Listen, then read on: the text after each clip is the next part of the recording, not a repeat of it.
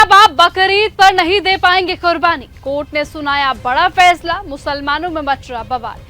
पश्चिम बंगाल में बकरीद से पहले ऐसा फैसला सामने आया जिसने पूरे राज्य की सियासत और धार्मिक माहौल को गर्मा दिया। हाई कोर्ट की सख्त टिप्पणी के बाद अब सवाल उठ रहा है कि क्या इस बार बकरीद पर रोक लगने वाली है और आखिर क्यों। कोर्ट ने साफ साफ कह दिया कि गाय की कुर्बानी इस्लाम का अनिवार्य हिस्सा नहीं है। इन सवालों ने अब बंगाल से लेकर पूरे देश में एक नई बहस छेड़ दी है। नमस्कार, आप देख रहे हैं न्यूज गंगा और मैं हूं आपके साथ निशा भारद्वाज।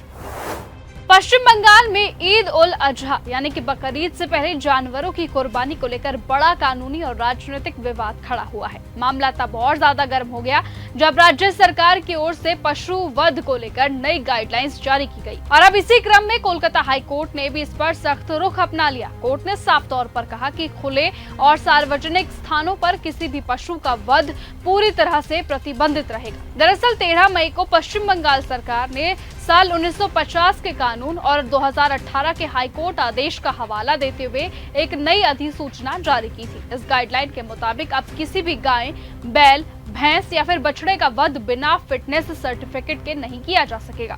ये सर्टिफिकेट तभी मिलेगा जब जानवर 14 साल से ज्यादा उम्र का हो, प्रजनन के योग्य ना हो या फिर किसी भी गंभीर बीमारी या फिर चोट के कारण अपंग हो चुका हो।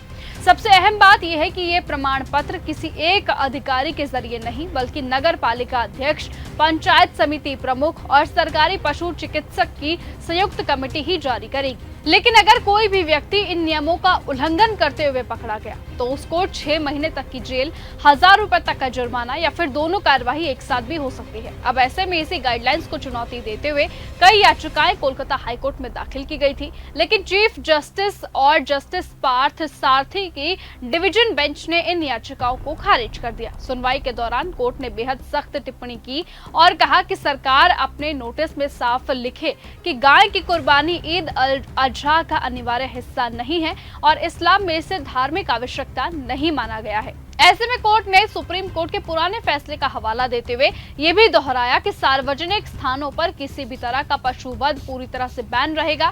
अब इस फैसले के बाद बंगाल की राजनीति भी गर्मा गई है। विपक्ष सरकार पर धार्मिक मामलों में दखल देने का आरोप लगाता है, जबकि सरकार का कहना है कि यह फैसला कानून और पशु संरक्षणों के नियमों के तहत लिया गया है। सोशल मीडिया पर भी अब इस मुद्दे को लेकर जबरदस्त बहस छिड़ चुकी है। कोई इसे धार्मिक स्वतंत्रता बताता है तो कोई इसे कानून व्यवस्था और पशु संरक्षण के लिए जरूरी कदम कहता है। फिलहाल बकरीद से पहले आए इस फैसले ने पश्चिम बंगाल में माहौल पूरी तरह से गर्म कर दिया। अब देखना यह होगा कि आने वाले दिनों में ये विवाद और कितना बढ़ता है और सरकार इस पूरे मामले पर आगे क्या कदम उठाती है। लेकिन फिलहाल इस मुद्दे पर आप सभी की क्या राय है, अपनी राय कमेंट करके जरूर बताइएगा। आज की इस खबर में सिर्फ इतना ही। देखते रहिए और बने रहिए न्यूज गंगा के साथ। नमस्कार। अगर आपको ये हमारा वीडियो पसंद आया हो तो इसे लाइक और शेयर करना बिल्कुल ना भूलें। साथ ही हमारे चैनल न्यूज गंगा को सब्सक्राइब और फॉलो जरूर करें ताकि देश और दुनिया की हर बड़ी खबर आप तक सबसे पहले पहुंचे।